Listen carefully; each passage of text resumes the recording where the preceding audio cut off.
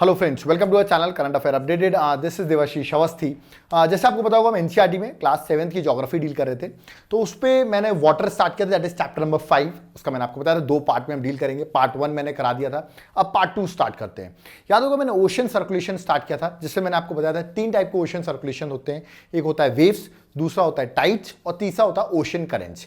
जिसमें वेव्स हमने already last lecture में डिस्कस कर दिया था, उसमें सुनामी वेव के बारे में मैंने आपको बताया था। अब हम आगे 2 सर्कुलेशन जो दिए हुए हैं, दैट इज टाइड्स और ओशन करेंट्स, दोनों को डिस्कस करेंगे।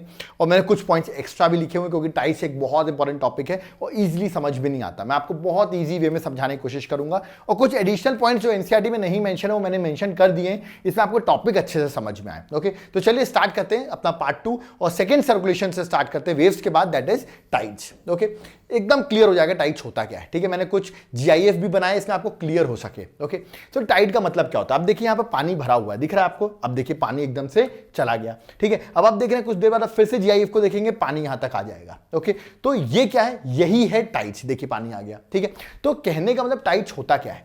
Rise and fall of ocean water level. Ocean का जो वाटर लेवल है आप देख रहे हैं, आ रहा है और फिर एकदम से वाटर लेवल हट रहा है। रिमेंबर, मतलब राइज हो रहा है और फिर फॉल हो रहा है। ठीक है, उसी को हम टाइड्स कहते हैं। सिंपल वर्ड से बोला जाए, राइज एंड, याद रखिएगा, rise and fall of ocean water is known as tides. Okay, but आगे एक लाइन लिखी हुई है, ट्वाइस इन अ डे। अब ये लाइन जो लिखी हुई है ना, इसको मुझे एक्सप्लेन करना पड़ेगा। ट्वाइस इन अ डे का मतलब क्या है?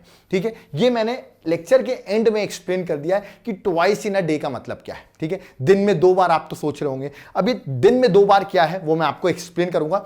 थोड़ा सा लेक्चर को एंड तक देख लो, आपको समझ में आ जाएगा। अभी बस याद रखना, सिंपल वर्ड्स में, पानी का राइज होना, पानी का फॉल होना, इसको हम कहते हैं टाइड्स। अब ट्वाइस अ डे में आगे क्लियर कर देता हूं। ठीक है, चलिए आगे बढ़ते हैं अभी तो। ठीक है, अब देखिए, जब फॉर एग्जाम्पल आप यहां पर देखिए पानी यहां तक है। ठीक है, पानी राइज कर रहा है, तो याद रखिए, जब when water covers much of the shore bye rising, जब वो राइज करता है तो उसको हम कहते हैं high Tide.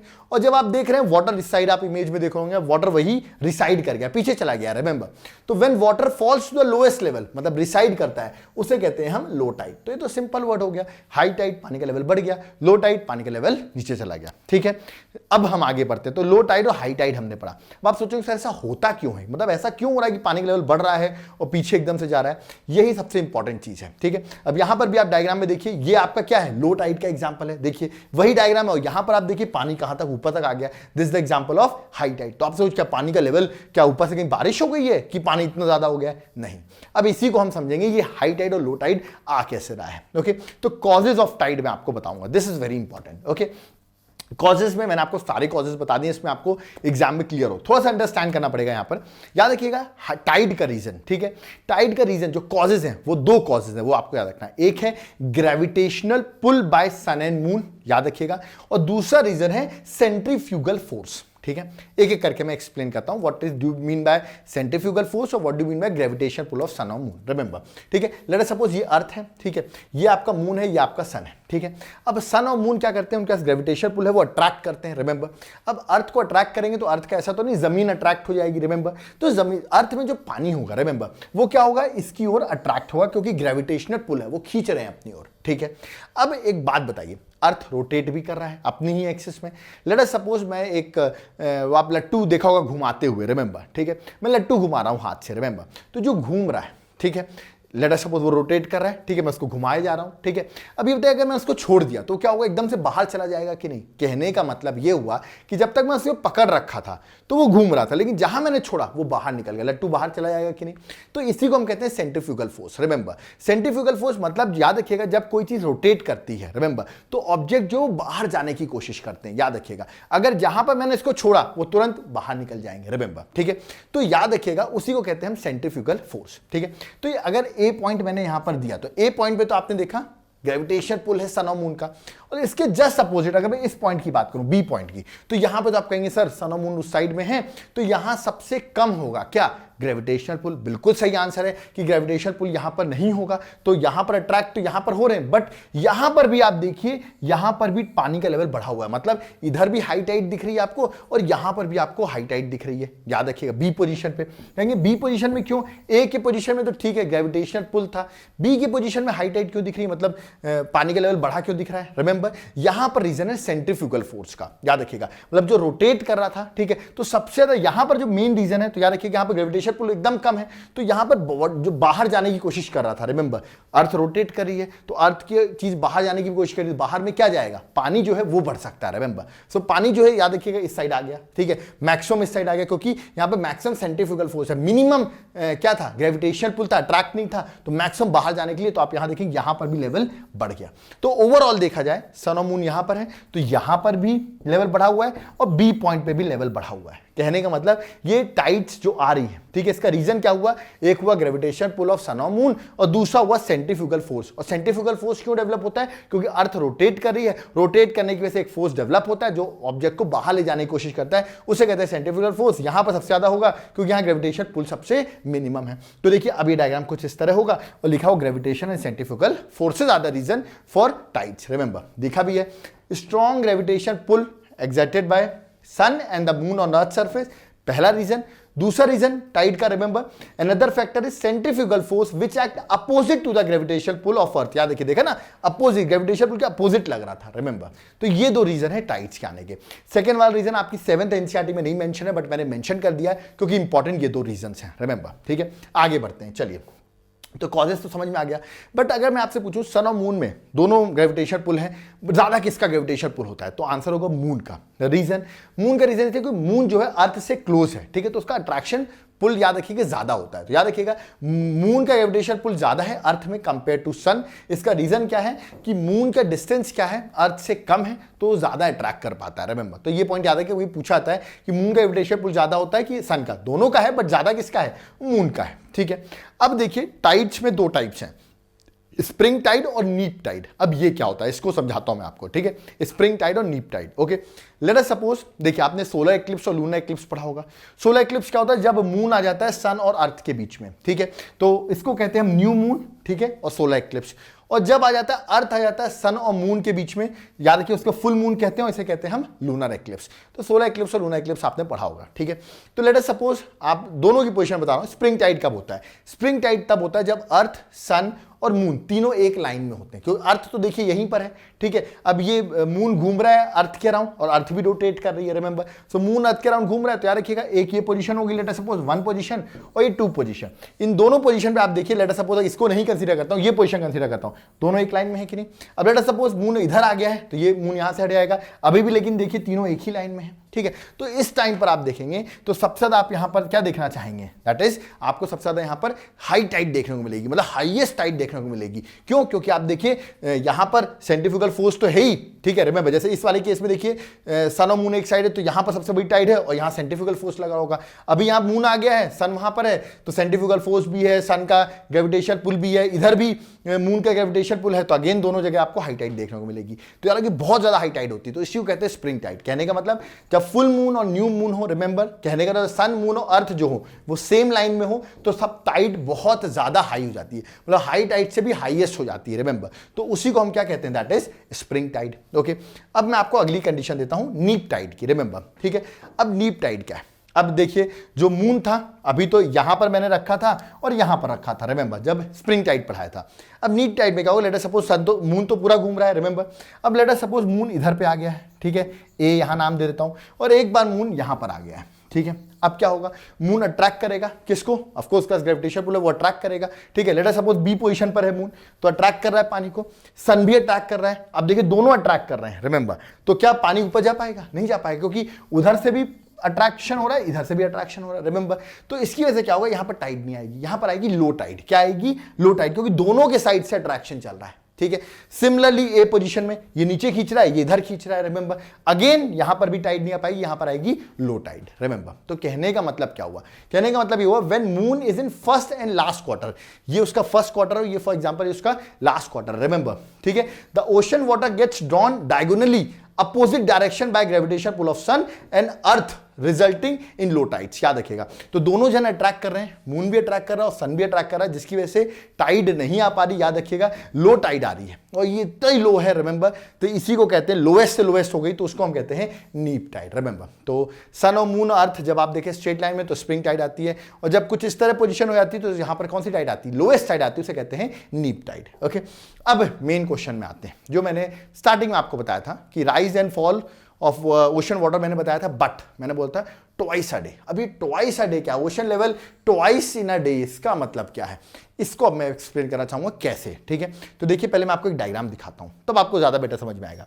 Late us suppose ये एक पोजीशन है, इसका नाम मैंने दिया ए। ठीक है, ये आपका मून है फॉर एग्जांपल। ठीक है, आपको भी पता है मून रोटेट करता है अर्थ के अराउंड। ठीक है, अर्थ भी अपनी रोटेट कर अपनी एक्सेस पे रोटेट कर रहा है। ठीक है ना, तो नहीं सॉरी, जो मून है वो रिवॉल्व करता है सन के अराउंड। ठीक है, याद रखिएगा, और जो अर्थ है वो भी रोटेट कर रहा है अपनी एक्सेस पे। ठीक है, लेट अस सपोज ए पॉइंट है। ठीक है, आपको पता है 24 घंटे में अर्थ सर ए पॉइंट पे, ए पॉइंट वाला वापस ए पॉइंट पे आ जाएगा। सही बात है, 24 घंटे में वापस घूम के आ जाएंगे हम। ठीक है, तो लेट अस सपोज ये हम 24 आवर्स हुए। ठीक है, वापस ए अपनी पोजीशन में आ गया। ठीक है, ये अपनी पोजीशन पे आ गया, बट जो मून है, मून भी तो रिवॉल्व कर रहा है सन के अराउंड, अर्थ के अराउंड, तो वो क्या होगा, थोड़ा सा आगे चला गया। देखिए अब जब आप तो अपनी पोजीशन में आ गए, बट देखिए मून थोड़ा सा आगे हो गया है। ठीक है, तो इसका मतलब ये इसके एकदम नीचे आना है तो थोड़ा सा आपको और ज्यादा वहां पर ट्रेवल करना पड़ेगा। ठीक है, अभी बेसिक इतना समझना। अब आपने ये देखा मतलब 24 घंटे में आप वापस आ गए, बट मून थोड़ा आगे चला गया, थोड़ा सा शायद और आगे जाना पड़ेगा कि आपको इसके एकदम एग्जैक्ट इसके नीचे आना है। तो अब होता क्या है, देखिए लेट अस सपोज ए पोजीशन पे क्या होगा बताइए। ए पोजीशन से मून यहां पर है तो यहां पर आएगी सर हाई टाइड। सही बात है, ठीक है, ए पोजीशन पे आ गई हाई टाइड, ए के रिस्पेक्ट में बता रहा हूं। ठीक है, अब ए कुछ टाइम बाद फॉर एग्जांपल यहां पर आएगा। ठीक है, यहां पर आएगा तो यहां पर क्या होगा, ए फॉर एग्जांपल यहां पर आएगा तो यहां पर आएगी क्या, लो टाइड। ठीक है, उसके बाद ए इस पोजीशन पे आएगा। रिमेंबर, अब ए जब पूरे 24 घंटे में रोटेट कर रहा है ना, रिमेंबर है ना, ए यहां पर आएगा तो यहां पर भी क्या आएगी, यहां पर भी आएगी हाई टाइड, क्योंकि मैंने बताया सेंट्रीफ्यूगल फोर्स। ठीक है, मून उधर है लेकिन इसका अपोजिट यहां पर तो लगी रहा होगा। ए पॉइंट यहां आ गया तो यहां पर भी हाई टाइड आ गई। फिर ए पॉइंट यहां पर आएगा तो यहां पर क्या आएगी, यहां पर आएगी फिर से लो टाइड। रिमेंबर, फिर ए यहां पर आएगा तो फिर से यहां पर आएगी हाई टाइड। तो आपने देखा एक दिन में 2 हाई टाइड और 2 लो टाइड ए में आ गई कि नहीं आ गई, बिल्कुल आ गई। ए पोजीशन में 2 बार हाई टाइड देखने को मिली और 2 बार लो टाइड देखने को मिली, इसीलिए कहते हैं twice a day. Remember, 2 high tide 2 low tide देखने को मिलती है। बट क्या ये एग्जैक्ट 24 घंटे में 2 हाई टाइड 2 लो टाइड मिल रही है, नहीं, एग्जैक्ट 24 आवर्स नहीं, क्योंकि जब 24 आवर्स में यहां पे अगली हाई टाइड आनी थी, देखा गया मून तो थोड़ा आगे चला गया है।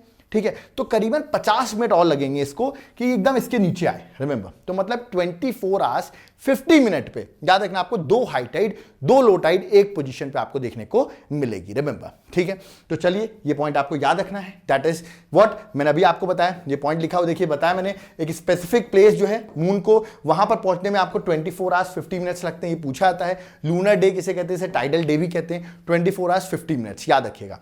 ठीक है, और 50 मिनट्स एक्स्ट्रा क्यों है, क्योंकि आपको ही पता है मून जो है वो भी रिवॉल्व कर रहा है अर्थ के अराउंड। ठीक है, तो उसको कैरी करने में, उसको कैचअप करने में उसको 50 मिनट्स एक्स्ट्रा लगते हैं। देखिए यहाँ पे डायग्राम में भी दिखा रहे हैं, ये एक्स्ट्रा जो है वो 50 मिनट्स है। रिमेंबर, ठीक है, तो यहां पर लिखा हुआ है, याद रखिए, earth rotate through 2 tidal bulges every lunar day. मतलब अगर देखा लूनर डे मतलब 24 घंटे 50 मिनट में। ठीक है, याद रखिएगा आपको 2 हाई टाइड और 2 लो टाइड देखने को मिलेगी इन 24 आवर्स 15 मिनट्स। ठीक है, और 2 हाई टाइड के बीच में गैप क्या होगा, 12 आवर 25 मिनट्स। रिमेंबर, ठीक है, तो उसको डिवाइड कर दिए तो 12 घंटे 25 मिनट में 2 टाइड के बीच का गैप होगा। ये भी एग्जाम में कभी कभी पूछा जाता है। रिमेंबर, सो आई होप आपको समझ में आ गया होगा। ठीक है, मतलब एक पोजीशन में एक दिन ही मतलब 24 आवर्स 50 मिनट्स में याद रखिएगा आपको 2 हाई टाइड और 2 लो टाइड देखने को मिलती है। कोई अर्थ रोटेट करा उसी एक्सेस पे वापस आने में उसको 50 मिनट्स एक्स्ट्रा लगेंगे जस्ट मून के नीचे होने में। ओके, ये कॉन्सेप्ट आपके एनसीईआरटी में नहीं मेंशन था, बट मैंने बता दिया एग्जाम पर्सपेक्टिव से बहुत इंपॉर्टेंट है। ठीक है, चलिए आगे बढ़ते हैं। टाइड का इंपॉर्टेंस क्या है, बिल्कुल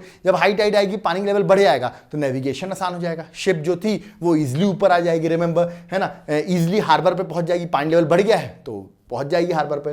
ठीक है, हाई टाइड रहेगी तो पानी लेवल बढ़ गया तो फिशिंग जोन भी ऊपर आ जाएगा, तो फिशेस भी इजीली मिल जाएगी। और जिस तरह राइज और फॉल हो रहा है पानी का, रिमेंबर, तो इस टाइड से आप क्या एनर्जी भी प्रोड्यूस कर सकते हैं, इलेक्ट्रिसिटी प्रोड्यूस कर सकते हैं। तो कहीं कहीं जहां पर हाई टाइड लो टाइड आती रहती है वहां पर एनर्जी भी प्रोड्यूस की जाती है। तो ये आपका इंपॉर्टेंस था किसका, टाइड्स का। सो आई होप आपको जो टाइड्स टॉपिक था वो समझ में आया होगा। ठीक है, मैंने एकदम बहुत ईजी वे में समझाने की कोशिश की, कोई डाउट है तो आप पूछ भी सकते हैं। ठीक है, थर्ड सर्कुलेशन जो है वो है ओशन करेंट्स। ये ओशन करेंट्स क्या होता है, याद रखिएगा, अभी तक तो मैंने वेव्स बताया आपको। ठीक है, अल्टरनेट राइज एंड फॉल देखा हमने ओशन सरफेस का। ठीक है, फिर हमने ये भी देखा, आपको टाइड्स भी पढ़ाई। ओके, अब आता है ओशन सर्कुलेशन। ओशन सर्कुलेशन का मतलब क्या होता है, पानी का एक डेफिनेट पाथ पे, डेफिनेट डायरेक्शन में पानी का फ्लो करना। रिमेंबर, मतलब a stream of water flowing on a ocean surface in a definite direction is known as ocean currents. Remember, एक डेफिनेट डायरेक्शन आप वर्ल्ड में अगर देखोगे मैप में तो एक डेफिनेट डायरेक्शन में ये वाटर फ्लो करता है। ठीक है। अब ये दो टाइप का ओशन करंट्स होता है, एक होता है वार्म ओशन करंट, एक होता है cold ocean current. Warm ocean current याद रखिएगा, जो पानी इक्वेटर से फ्लो कर रहा है पोल्स की तरफ, उसे कहते हैं वार्म ओशन करंट। और जो पोल से फ्लो कर रहा है ट्रॉपिकल की तरफ, ट्रॉपिकल इक्वेटोरियल रीजन की तरफ, याद रखिएगा उसको कहते हैं हम कोल्ड करंट। तो जो इक्वेटर से निकल रहा होगा वार्म, जो पोल साइड से आ रहा होगा वो कोल्ड करंट, ठीक है, मतलब गर्म और ठंडी। रिमेंबर, जो वार्म करंट का एग्जांपल आप देखिए, जैसे कि यहां लिखा हुआ है, ये आपका नॉर्थ इक्वेटोरियल है, ये आपका गल्फ स्ट्रीम है, ये आपका नॉर्थ अटलांटिक ड्रिफ्ट है, ये सब वार्म है, ठीक है। यहां पर भी आप देख सकते हैं साउथ इक्वेटोरियल ब्राजील, ये भी वार्म है आपका, ठीक है। यहां पर आप देख सकते हैं मोजाम्बिक, ठीक है, याद रखिएगा अफ्रीका के ईस्ट साइड में। तो ये सब वार्म करंट के मैंने आपको एग्जांपल दिए, ठीक है। यहां पर भी आप देखिए कुरोशियो, रिमेंबर ये भी वार्म है, ठीक है। और अब जो इक्वेटर, जो पोल से आ रही है, जैसे कि ऊपर से आ रही है ओवाशियो, रिमेंबर ये कोल्ड है। ये ऊपर से आ रही पोल से लेब्राडोर, ये आपकी कोल्ड है। ये देखिए नीचे से आ रही है ये बेंजुलिया, ये कोल्ड है, रिमेंबर। ये नीचे से आ रही है पेरू, ये कोल्ड है, रिमेंबर। तो ये सब क्या कोल्ड के एग्जांपल है, ठीक है। सो आई होप आपको समझ में आ गया वार्म करंट और कोल्ड करंट क्या होती हैं, ठीक है। अब आपके एनसीईआरटी में ज्यादा रीजंस तो नहीं मेंशन है करंट्स कैसे फ्लो करती हैं, तो जितना मेंशन अभी मैं उतना ही डील कर रहा हूं, ठीक है। आगे इंपॉर्टेंस दिया हुआ ओशन करंट का, ठीक है। ओशन करंट का इंपॉर्टेंस क्या, मैं आपको एक बहुत बड़ा अच्छा इंपॉर्टेंस बताता हूं। आप यहां पर देखिए, अगर मैं एक सेम लैटिट्यूड की बात करता हूं, ठीक है, तो यहां पर देखिए लेब्राडोर करंट है, कोल्ड करंट है, ठीक है। और यहीं पर एक नॉर्थ अटलांटिक ड्रिफ्ट करके वार्म करंट है, ठीक है। तो यूरोप पे जब ठंड आती है, रिमेंबर, सो जो यूरोप पे वार्म करंट की वजह से यहाँ पे टेम्परेचर क्या रहता है, वार्म करंट है तो टेम्परेचर थोड़ा मॉडरेट रहता है, कोई ठंड तो वैसे ही है, बट गर्म करंट की वजह से यहाँ पर टेम्परेचर फॉग वाली कंडीशन नहीं होती, यहाँ पर आप हार्बर वगैरह वर्क करते हैं। बट यहाँ पर क्या होता है, यहाँ लेब्राडोर करंट है, कोल्ड करंट है, तो जिसकी वजह से इतनी कोल्ड रहती है, यहाँ पर फॉगी कंडीशन हो जाती है। तो ठंड के टाइम पर यहाँ के पोर्ट्स वर्क ही नहीं कर पाते हैं, जबकि सेम लैटिट्यूड में आप ब्रिटेन में देखिए पोर्ट्स वर्क कर पाते हैं, ओके। तो ये एक रीजन है, एक इंपॉर्टेंस है करंट्स का। जैसे कहीं पर वार्म करंट आप देखेंगे तो वहां की जो वार्म करंट है उस एरिया का टेम्परेचर कंडीशन चेंज करेगा, रिमेंबर, जो कि warm current bring about warm temperature over the land surface. Land surface के अभी मैंने बताया जो हार्बर थे, अगर मैं यूरोप की बात करूं, यूरोप में ब्रिटेन की, तो वो वर्क करते हैं, जबकि यूएस और कनाडा में उस टाइम पर याद रखिए वर्क नहीं कर पाते हैं, फॉगी कंडीशन होती है। दूसरा एडवांटेज क्या है, दूसरा एडवांटेज ये है जब वार्म और कोल्ड करंट जहां मीट करते हैं, वो बड़ा अच्छा मीटिंग ग्राउंड होता है, किसका, फिशिंग ग्राउंड का, याद रखिएगा। जहां पर वार्म और कोल्ड करंट मीट करते हैं वहां फिशिंग ग्राउंड बहुत अच्छा होता है, जैसे कि ओवाशियो, कुरोशियो, अभी मैंने जापान साइड में आपको बताया था, ठीक है। दूसरा आपका है लेब्राडोर और गल्फ स्ट्रीम, ये सब एग्जांपल्स हैं जहां वार्म और कोल्ड करंट मीट कर रही हैं और जहां पर फिशिंग ग्राउंड बहुत अच्छा होता है, याद रखिएगा ऐसे एरिया में फिशिंग ग्राउंड बहुत अच्छा होता है, ठीक है। एक नोट करके मैंने पॉइंट लिखा है, ये बात भी आपको याद रखना पड़ेगा, जहां पर वार्म और कोल्ड करंट मीट करते हैं, ठीक है, वहां पर आपको फॉगी वेदर भी देखने को मिलेगा, जो कि नेविगेशन के लिए डिफिकल्ट हो जाता है। फॉगी वेदर मतलब फॉग आ जाता है, तो इजिली आप नेविगेशन, शिप वगैरह, हार्बर वगैरह इजिली वर्क नहीं कर सकते हैं, तो ये भी एक डिसएडवांटेज है, ये भी आपको याद रखना पड़ेगा, ठीक है। तो दोनों एडवांटेज आपको याद रखना है, ठीक है। किस तरह वार्म करंट लैंड सरफेस पर टेम्परेचर चेंज करती है और इजीली आप वहां पर क्या कर सकते हैं, लैंड सरफेस टेम्परेचर मतलब इजीली आप नेविगेशन कर सकते हैं, रिमेंबर वार्म करंट होगी। और जहां मीट करती है वहां पे फिशिंग ग्राउंड बहुत अच्छा होता है, ठीक है। मैंने दो एग्जांपल भी आपको बता दिए, ओके। तो यहां पर आपका जो चैप्टर 5 था वाटर का, वो मैंने कंप्लीट कर दिया। आई होप टाइड्स को मैंने अच्छे से लिया होगा, आपको एग्जाम में समझ में आया होगा। 24 आवर्स 50 मिनट्स का कॉन्सेप्ट समझ में आ होगा, ये इतनी जल्दी लोगों को समझ में आता नहीं है, ओके। और फिर आपको ओशन करंट्स भी मैंने बेसिक यहाँ पर जो आपके एनसीईआरटी में मेंशन है वो एक्सप्लेन कर दिया, ओके। कोई डाउट क्वेरी तो आप मुझे कमेंट बॉक्स में कमेंट कर सकते हैं, रिमेंबर। प्लस अगर आपको कोर्सेज के बारे में इंफॉर्मेशन चाहिए तो तुरंत एप्लीकेशन को डाउनलोड करो, लिंक डिस्क्रिप्शन बॉक्स में है। कोई कॉन्टैक्ट करना चाहते हो, नंबर भी मैंने नीचे मेंशन कर दिया है, तुरंत आप कॉन्टैक्ट कर सकते हैं। Thank you.